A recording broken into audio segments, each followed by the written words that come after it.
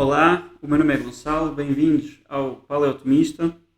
Estamos a ler o tratado sobre o homem, questão 75, é a primeira questão do tratado. O título da questão é Sobre o homem, composto de substância corporal e espiritual, quanto à essência da alma. Hoje temos direito, vamos ler o primeiro artigo desta questão e, portanto, vamos ler também o proémio, a introdução, que, como é o primeiro do tratado, vai explicar a estrutura do que vem para aqui. São Tomás, os tratados são póstumos, mas a estrutura interna da Suma não é póstuma. E, portanto, São Tomás fez uma mudança grande de tema, passou de considerar as escrituras corporais para tratar o homem e vai explicar como é que vai fazer isto. Diz ele, depois da consideração da criatura espiritual e corporal, dos anjos e das outras criaturas que são corporais, é preciso considerar o homem composto de substância corporal e espiritual. Primeiro, a sua natureza, depois a sua produção. A parte da natureza vai ser bastante filosófica, a parte da produção vai ser mais teológica, de facto. A estrutura é sempre teológica, eu já falei sobre isto, etc, etc. Mas na produção vai ter a ver com Adão e Eva e a narrativa bíblica do Gênesis. Tanto é tudo teológico que a seguir São Tomás diz: ao teólogo compete considerar a natureza do homem no que se refere à alma e não no que se refere ao corpo, a não ser em relação com a alma. Portanto, o que é que São Tomás está aqui a dizer? A teologia, como nós vimos na série da Sacra Doutrina sobre a teologia, trata de Deus. E todas as outras coisas só aparecem na sua relação com Deus. Portanto, no homem, aquilo que se vai tratar no homem é sobretudo a alma. Porquê? Porque a alma é aquilo que é mais semelhante a Deus e aquilo que contacta com Deus. E o corpo, a alma serve de ponte para o corpo. Portanto, o corpo também contacta com Deus. Mas ao teólogo vai interessar mais a alma. E o corpo só vem junto com a alma, arrastado pela alma. Como é que seria o filósofo? Seria ao contrário. O filósofo, porque analisa aquilo que é mais evidente aos sentidos, vai analisar primeiro o corpo.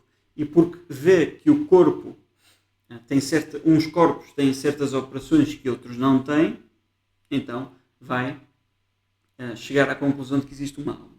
Esse é o processo filosófico que vai aparecer aqui nos argumentos de hoje, por exemplo, mas que não pertence à estrutura da Suma. Porque a estrutura do Suma é uma suma de teologia. Andiamo. Assim, a primeira consideração tratará da alma. Uma vez que nas substâncias espirituais, segundo Dionísio, há três coisas, a saber, a essência, aquilo que é, a potência, aquilo que pode fazer, e a operação, aquilo que está a fazer, o que faz de facto, primeiro consideraremos o que se refere à essência da alma. Depois, o que se refere à sua virtude ou potência. Finalmente, o que se refere à sua operação. Com respeito ao primeiro, a alma, à essência da alma, ocorre uma dupla consideração. Uma sobre a alma em si mesma e outra sobre a união da alma com o corpo. A primeira, a alma em si mesma, vamos fazer agora na questão 75, agora e nas próximas 6, porque são 7 no total. E depois, quanto à união da alma com o corpo, é a questão 76. Com respeito ao primeiro, a alma em si mesma, são 7 as perguntas, 7 artigos. 1. A alma é um corpo? 2. A alma humana é algo de subsistente que subsiste em si mesma? 3. As almas dos animais são subsistentes? Portanto, a do homem, vamos ver que é, a dos animais, dos outros animais também são? 4. A alma é o homem? Ou antes, o homem é algo composto de alma e corpo? Por exemplo, Platão achava que aquilo que o homem é a alma. E depois está preso num corpo do qual se deve libertar. Vamos ver, Aristóteles e São Tomás não acham nada disso. 5. A alma é composta de matéria e forma? 6. A alma é incorruptível? E já que a resposta é sim, São Tomás pergunta se a alma é da mesma espécie que o anjo, porque o anjo também é uma criatura espiritual incorruptível. Não é? Vamos ver na questão 5 que não tem matéria, só tem forma. E vamos ver na questão 6 que também é incorruptível, então parece que é um anjo. questão 7. Vamos ver que não. Ok, voltamos, acabou a introdução. Vamos ao artigo 1. E como eu já fui dizendo em alguns episódios do podcast, a estrutura é esta. Pomos a pergunta, dizemos a resposta contrária, regra geral, damos motivos para essa resposta contrária e depois é que vai começar a resposta. Okay? Então, parece que a alma é um corpo. São Tomás acha que não é um corpo, mas parece que é. Porquê é que pode parecer que é? Primeiro argumento. Com efeito, a alma é o motor do corpo. A alma move o corpo. Ora, não há motor que não seja movido. Okay? Se a minha mão move o lápis, a minha mão está-se a mover. Se ela ficar quieta, já não move o lápis. Não há motor que não seja movido. Seja porque nenhuma coisa pode mover sem que seja movida, como eu acabei de dizer, uma vez que nada dá ao outro o que não tem. Se a minha mão não tem movimento, não pode dar esse movimento ao lápis. Seja porque se alguma coisa é motor não movido, São Tomás permite que haja alguns exemplos, essa coisa é causa de um movimento eterno e uniforme, conforme Aristóteles prova no livro 8º da Física, que não é o caso. O que não acontece, diz São Tomás, no movimento do animal, que é causado pela alma. O movimento do animal não é eterno e não é retilíneo. Portanto, a alma é motor movido. Ora, todo motor movido é corpo, logo a alma é corpo. Esta parte de todo motor movido é corpo. Aristóteles também demonstra no livro da Física, não vamos entrar por aí. 2. Além disso, todo o conhecimento se faz por alguma semelhança. Tem de haver uma similitude para as coisas poderem conectar e uma coisa conhecer a outra. Ora, não pode haver semelhança entre o corpo e uma coisa incorpórea. Logo, se a alma não fosse corpo, não poderia conhecer uma coisa incorpórea. Está aqui subentendido. Mas a alma não poderia conhecer uma coisa corpórea, desculpa. Mas a alma conhece coisas corpóreas, está aqui subentendido, e portanto a alma deve ser corpórea. Terceiro argumento. Ademais, é necessário haver algum contacto, estar em contacto, entre o motor e o que é movido. Ora, não há contacto senão entre os corpos. Logo, como a alma move o corpo, parece que ela é também corpo. Okay? Temos aqui 3 argumentos pelos quais parece que a alma é um corpo. Mas, numa metodologia propriamente teológica, São Tomás agora vai-nos dar uma fonte de autoridade que mostra que isto deve ser rejeitado. A ideia de que a alma é um corpo, não importa quão persuadidos possamos estar a priori, à partida pelos argumentos, temos bons motivos para rejeitar. E esta fonte de autoridade, neste caso é de Santo Agostinho, que diz, no 6º livro sobre a Trindade, diz-se que a alma é simples em comparação com o corpo, porque, por sua massa, não se estende no espaço local. Portanto, o corpo, com a sua massa, estende-se pelo espaço local. Chamamos a isto de ter extensão, e a alma não tem isso. Portanto, é mais simples. Ora, se não tem extensão, quer dizer que não é um corpo. Respondo. Agora sim vem a resposta de São Tomás. Primeiro ele vai identificar uma opinião filosófica de filósofos que achavam... São Tomás vai primeiro identificar a opinião de filósofos pré-socráticos, antes de Sócrates. Também existem hoje. São tão modernos que são tão inteligentes como os pré-socráticos. Também os pré-socráticos eram inteligentes. Que acham que não, que a alma é um corpo, vai assumir que isso existe, mas vai refutar essa ideia. Então diz ele, para conhecer a natureza da alma, deve-se partir do pressuposto de que ela é o primeiro princípio de vida dos seres vivos que nos cercam. É preciso para pensar, é preciso começar de algum sítio, é preciso haver um ponto de partida, e São Tomás está-nos a dizer que este é o ponto de partida. Porquê? Porque o ponto de partida é a definição nominal, o conhecimento que nós podemos adquirir de uma coisa apenas a partir do nome,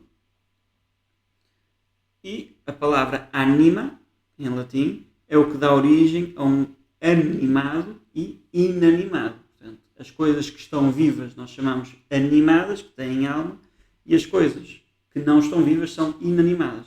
Okay? Portanto, à partida nós já sabemos que a palavra alma é usada para significar as coisas, aquilo que causa a vida nas coisas. O primeiro princípio.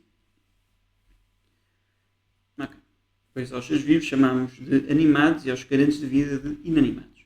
São duas as obras que sobretudo manifestam a vida. O conhecimento e o movimento. Os filósofos antigos, incapazes de ultrapassar a imaginação, afirmavam que o princípio dessas ações, seja do conhecimento, seja do movimento, era algum corpo. Diziam que somente os corpos eram coisas e que nada existia que não fosse corpo. Por isso diziam que a alma é um corpo. Os filósofos materialistas de hoje vão dizer que não há alma, mas depois vão dizer que há alguma coisa em nós que é o princípio de vida. Okay? Portanto, embora a linguagem seja diferente, materialmente estão a dizer a mesma coisa. É a mesma coisa dizer que, sim, tu tens um princípio de vida que é material e que se chama alma, ou dizer que tu tens um princípio de vida que é material, mas não se chama alma. Okay? O nome que se dá para a questão é irrelevante. Mas São Tomás passa a dizer que a falsidade dessa opinião poderia ser provada de muitas maneiras, mas iremos aduzir um argumento, o mais universal e mais seguro, que prova que a alma não é corpo. Diz ele, é evidente que a alma não é um princípio qualquer de operação vital. Já vimos que a alma é um princípio de operação vital, mas não é um qualquer. Se assim fosse, os olhos seriam alma, porque os olhos são princípio de operação vital, da visão. E isso se deveria dizer dos demais órgãos da alma. Nós dizemos que o primeiro princípio da vida é a alma.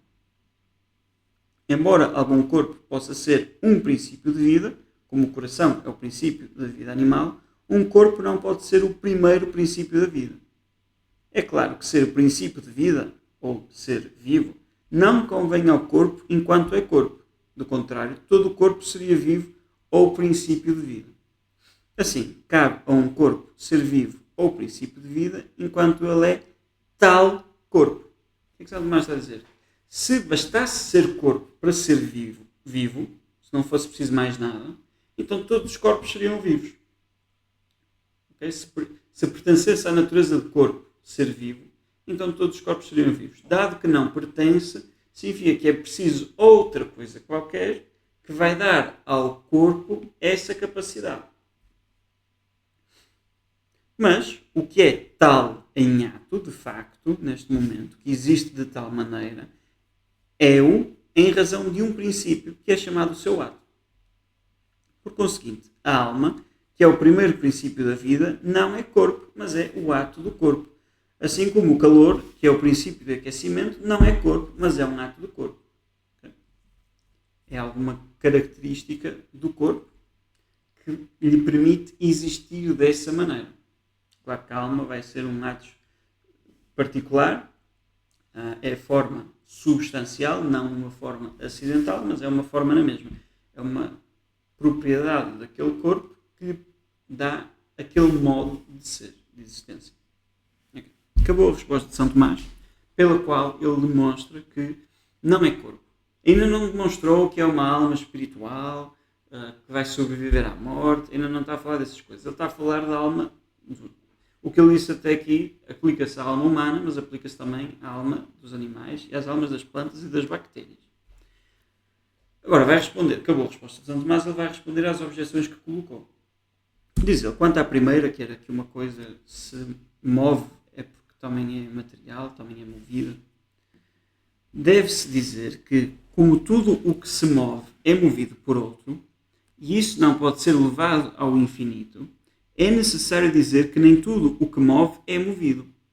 Como ser movido é passar de potência a ato, passar de poder ser aquilo a ser de facto aquilo, o que move transmite ao movido o que tem, enquanto o reduz a ato. Ora, como se mostra no livro 8º da Física, há um motor totalmente imóvel, que não se move nem por si nem acidentalmente, e que pode mover o movido de maneira sempre uniforme. Há outro motor, que não é movido por si, mas o é acidentalmente, e assim não move o movido de modo sempre uniforme. Este motor é a alma. Há ainda outro motor que é movido por si, o corpo, E como os antigos naturalistas ou materialistas não admitiam senão a existência dos corpos, afirmaram que todo motor é movido e que a alma se move por si e que é corpo. Santo Tomás está a fazer nesta resposta, já que a objeção falava da física de Aristóteles, está a entrar no texto da física do Aristóteles e a mostrar, para a ciência aristotélica, uma coisa que é, há coisas que são imóveis e, portanto, só podem causar movimento retilíneo, são imóveis por si e também são imóveis acidentalmente. E depois há coisas que são em si mesmas são imóveis, mas que acidentalmente podem ser movidas, que é o caso da alma, e essas podem causar coisas que não sejam retilíneos. Eu não quero entrar nisto agora. A ideia de fundo é que a alma, na sua essência, não muda, mas, por exemplo, e portanto, mas pode mudar em algum dos seus acidentes. Por exemplo, neste momento eu quero mover o lápis para a minha esquerda e agora quero mover o lápis para a minha direita.